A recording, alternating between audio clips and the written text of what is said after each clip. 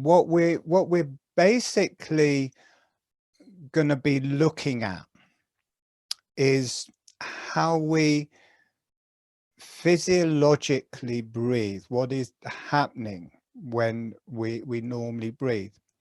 Now, how the muscles move and how the bones move. Now, the problem with this is with our normal breath,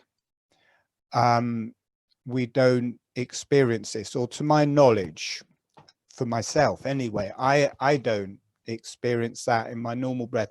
I just experience everything expanding. But physiologically, all of the muscles are tightening. The ribs aren't really just expanding forwards and out to the sides. The ribs are lifting, the muscles are pulling the ribs up. And I'll be showing on a video how what all the muscles are doing. So, because in holographic breathing, we can connect to exactly how we breathe. And what it comes out as is there is a expansion out sideways in different directions, but also on the in-breath, there's a shortening top to bottom. And on the out-breath, there's a lengthening that instigates the opening for the breath coming in. And I can't say for everybody, but generally this isn't perceived in our normal breath, which may be a good thing or not, who knows. And in holographic breathing, generally people don't feel this dynamic, but I'm going to guide people how to feel it and how to be with the fundamental dynamics of how we do breathe. And this should lead to a new way of experiencing how you breathe, and a very grounding experience, and also a much deeper breath. And in the last one, we worked equally, I think, with the muscles and the bones. In this one, I've decided to more work with the muscles and the diaphragms and a little bit, but the bones, but rather than going into the bones, we're going to open that up, how that breathes through the brain, how the brain breathes, how the meninges of the brain move and breathe, and how that is all works with holographic breathing. I have no idea how this is going to go. Now, one difference, another difference between how I'm going to teach it, let's take these off. Another difference of how I'm going to teach it this time and last time. In the last one, we were swapping between how we normally breathe and what we were experiencing in holographic breathing, so we could tell the difference. But the contrast is very stark when we do that. What I was doing is saying, you know, we were doing holographic breathing, we were feeling the movement of the muscles and bones, and I was saying, well, now just gently have the teeth together so the jaw isn't moving.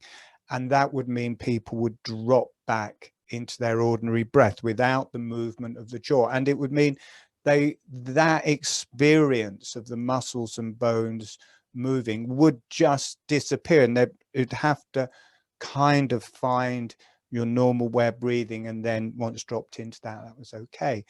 But I want to do it in a much softer way this time. So rather, now the movement of the muscles and bones and what they relate to is the jaw and the mouth and the tongue and the lips. They relate to how physiologically the breath moves through the body. The sinuses and nasal passageways, these are much more internal, and they're like to do with the lungs and the abdomen and not the muscles. So the lungs has the experience of everything is just expanding in all directions. So if we have the awareness in the jaw and the mouth, we can feel this dynamic physically through the body. But then if we bring the awareness up into the maxilla, this area, that movement disappears.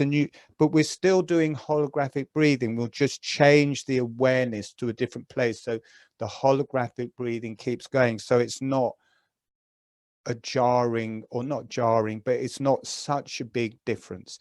And then you start feeling the different experience here. And if that movement, you can gauge yourself if that movement disappears or not. So we'll be doing it in a much softer way. And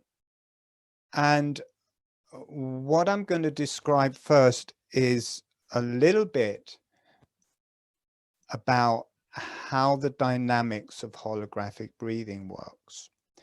And then we'll be watching a short video just to see exactly how the muscles move to produce the breath. And then we will be seeing how we experience that in holographic breathing, or how we can work with the different areas of ourselves. So we actually are physically in contact with the breath. And it's quite interesting, the physiological movement of the breath in holographic breathing through the body and cranium is almost identical to what craniosacral therapists palpate or experience when they're feeling this internal movement of the breath, which is very much to do with energy. It moves in the same way. So we're looking at a very actual physical motion of that with the breath. Any questions before we go any further? Because I just don't want to be confusing people. We're all right with what I'm saying. Okay. So first of all, we're gonna I'm just gonna show something with, well, let me explain something. So physiologically, with the lungs, what happens on the in-breath is the ribs all have muscles between them, and on the in-breath, those muscles contract, and that rises the ribs up. One, they contract between the ribs, and also those muscles from the ribs are connected into the spine, in the neck, into the back of the head, and to the jaw. And these muscles all contract, and that rises up the ribs. And because they were down at an angle before, when they rise, that increases the space inside the ribs. And the diaphragm, the muscles also contract, pull the diaphragm down. So the lungs are expanding downwards and out to the sides, but the movement of the ribs isn't downwards and outside. The movement of the ribs is actually upwards. They're moving up. And what happens in holographic breathing, there is muscles from the top of the sternum here that come up to the hyoid bone. And there's two things they can do. They can shorten to help lift the ribs up. They can also shorten to open the jaw. And in holographic breathing, these two align. So as those muscles shorten, the ribs are lifting and the jaw opens. So it synchronizes the movement of the breath with this movement of the jaw. Now, the jaw can only open a little bit because the lips are sealed and the tongue is also sealed to the roof mouth. So it just opens 2 or 3 millimeters. And then what happens is the muscles rising up from the jaw and through the lips, through the face, and from the tongue, they balance the pressure from below. They balance the pressure in this muscle that is helping to lift the chest with all the muscles that spread out through the face, and that causes the whole face and whole cranium to open in pretty well exactly the same way as it does in craniosacral therapy. And then as the chest drops, this muscle relaxes, the jaw relaxes closed, all of the muscles in the face through the cranium relax, and it closes in the same way as shown in craniosacral therapy. So it starts a physical motion that wasn't there before. So let's just look at that. So here we've got my pink Terminator. And what I've done is to make it so the muscles contract. So what we have is this muscle at the front is normally 2, and it's connected either side of the sternum. So as that shortens, the sternum is lifting, the ribs are lifting. And if the jaw is just left relaxed, if that is okay in the jaw, rather than the jaw tensing against it, what will happen is as you breathe in, this will shorten, the ribs will lift, breathing in, and the jaw opens. So breathing in, the chest lifts, that muscle drops, and the jaw opens. Breathing out, that muscle lengthens, the chest drops, and the jaw closes. Now, to stop the cranium rolling back and forth, the same pressure will apply to the back of the head to balance it. So they're both contracting, the jaw opens on the in-breath, breathing out, the jaw closes on the out-breath. So that's a very short version of physiologically what is happening with holographic breathing. Okay, so now we're going to watch a video. I'm going to go on to screen share. I'm not very good at this. And it's a video that's going to show how all the muscles work to produce our breath. So let's just go on to screen share. Okay, great. Brilliant. So we're just going to go. Okay, so we're first going to look at how all the muscles of the neck lift the chest. So there's the basic how we're breathing. See the ribs are lifting and dropping, and in a minute it will move to the neck muscles. Okay. All right, so let me stop there. So see, these muscles are lifting the top ribs, which are connected by muscles to all the other ribs. So there's a vertical motion in the neck to breathing in. The muscles of the neck are shortening on the in-breath and lengthening on the out-breath. And with all of the muscles on the in-breath, they all shorten. So then we're back to a full view. Okay, so here from the front of the sternum that's lifting the whole front of the chest, this comes up to the mastoid process just behind the ears. So this is pulling up to lift the chest, but also what we have from either side are muscles coming up to the hyoid bone here, which are connected to the front of the jaw there, and go behind the jaw and join kind of in a similar place. And as this shortens, that is what's opening the jaw on the in-breath. So it's connecting the sternum to the jaw here and the cranium there. And as this shortens, this also shortens, and that is what's pulling the jaw open. But the lips are sealed, so the jaw won't go so far, and then the pressure from this muscle will spread out through all of these muscles in the face. And also this muscle that is closing the jaw drops down, balances, and the pressure is taken through this to the cheekbones and to the sides of the head.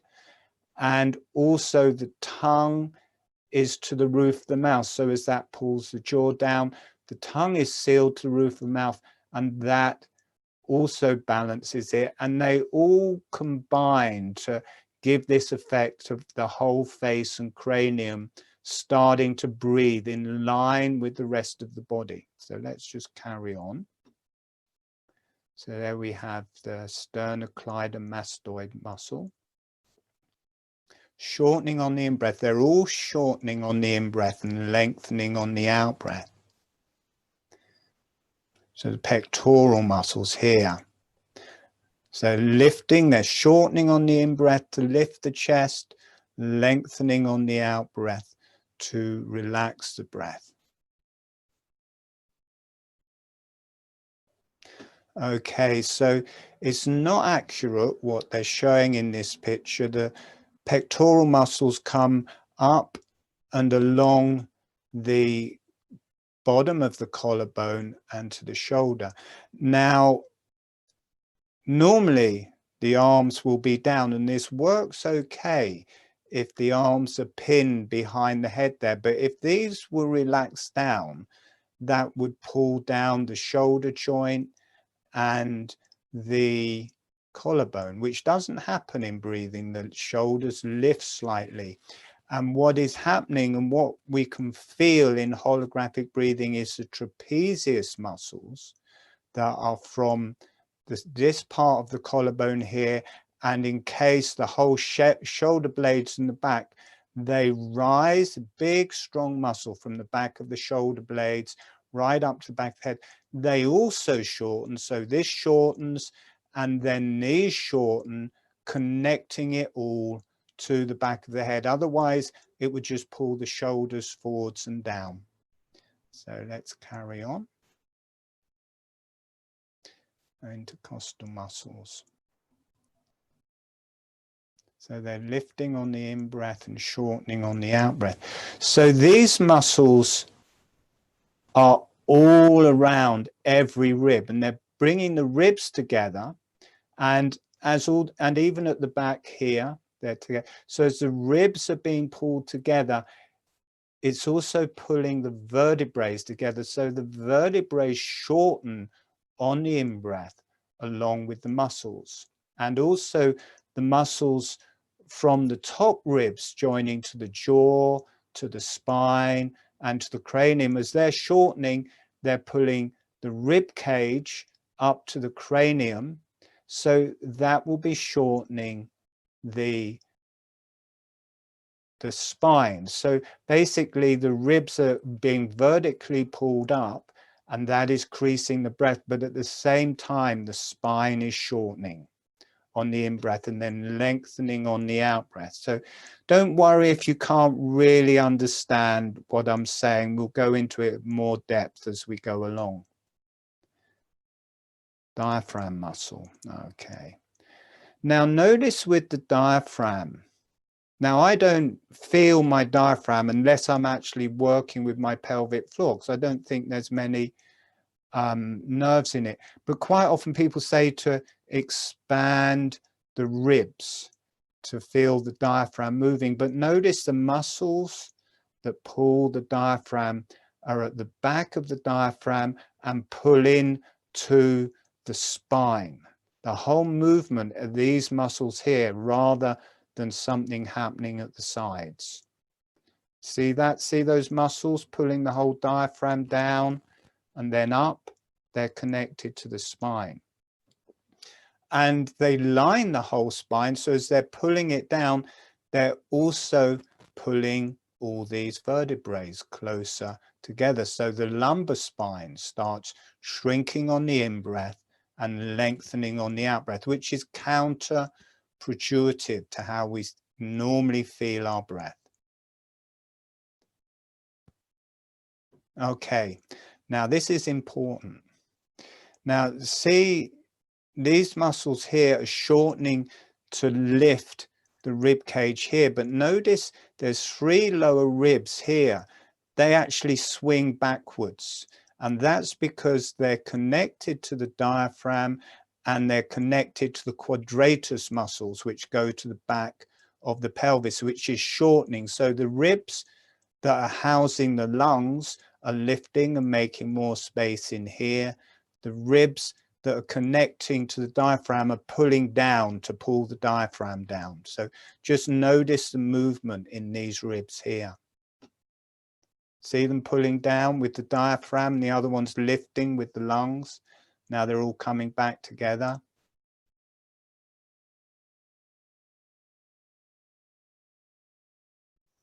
A perfect picture of that there.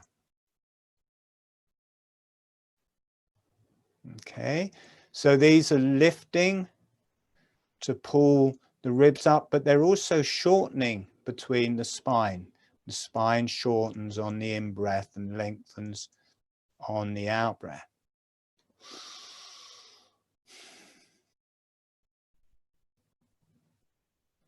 Okay, so now there's much more, there's many more muscles than this, the whole length of the spine. This shortens top to bottom. It also connects to every vertebrae on the in-breath. So as it's shortening, it's pulling the spine straight, but it's also pulling the vertebrae, the whole length of the spine closer together. There's soft discs between each vertebrae. So on the in-breath, they're kind of flattening a bit, and on the out-breath, they're lengthening. See, those muscles are tightening. It will straighten the spine, but it will also shorten the spine or flatten the discs slightly. Now, I'm not saying it's a big movement, but it's okay. So now these are the quadratus muscles. They're connecting to these bottom ribs that came down, shortening the spine between the top of the pelvis and the ribs. So that area is shortening, the spine shortens on the in-breath, and these are connecting to the diaphragm to pull the diaphragm down. And these also bringing the ribs up, but bringing the vertebrae together.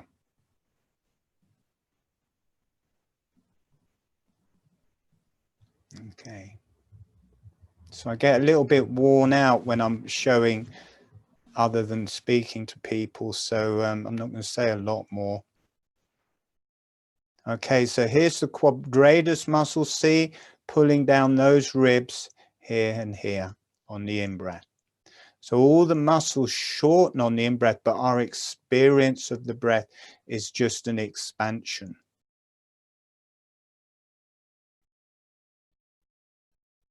So you can see that, whoops, I can't, go up, go back, whatever happened. Oh, come on.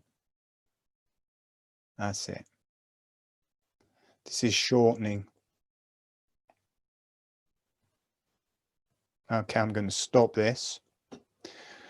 Okay, so here we have the ribs down at an angle. So there's this much distance between them at the spine. This is on the out-breath.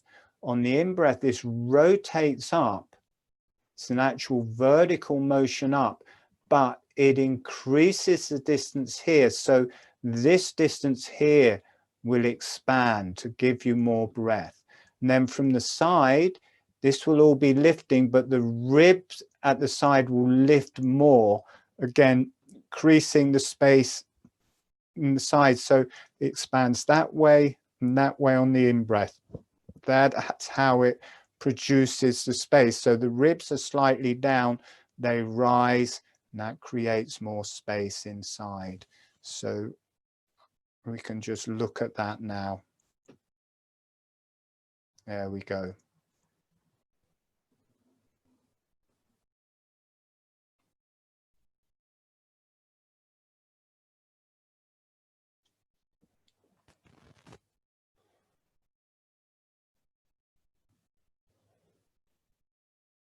Okay, that's done.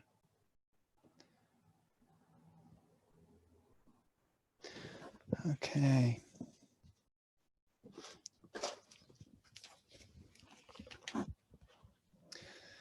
So can you hear me okay? Wave if you, yeah. So our experience of the breath is just an expansion in all directions. And that is what internally the lungs feel, or from the aspect of the lungs, everything is expanding in all directions. From the aspect of the muscles, it's completely the other way round. The muscles all shorten on the in-breath and tense, and on the out-breath, they all lengthen. So inside the face, in holographic breathing, the jaw, the mouth, the tongue is more to do with the lower energies and physicality. And let me just take this off, take the face off. Look from the back. Now, as we come up into the middle of the face, where we experience in our normal breath, this is where, because there isn't the movement of the jaw and there isn't the dynamic of the jaw. So in our normal breath, we're just experiencing this area. And these two huge sinuses and maxillary sinuses, either side of the nasal passageways, they relate to the lungs. The roof of the mouth relates to the diaphragm.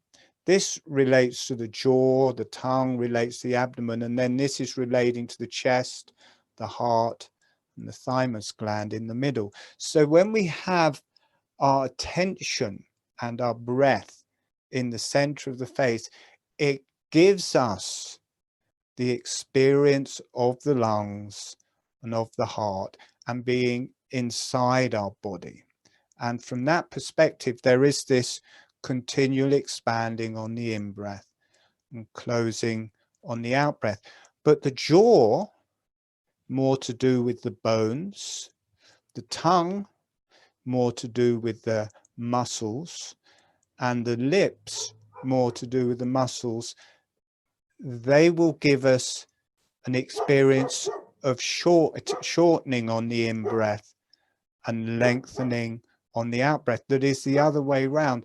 And so we have to be careful on how we do this. So we don't want to do it in a way that people feel their breath is being impeded. So I'm going to be as careful as possible that even though the muscles are shortening, people have an experience that is giving them a much deeper breath. So I'm going to be, as best as I can, we'll be connecting to the movement of the jaw and tongue and how it's relating to the body, and doing it in a way that gives an experience of a deeper breath. Okay.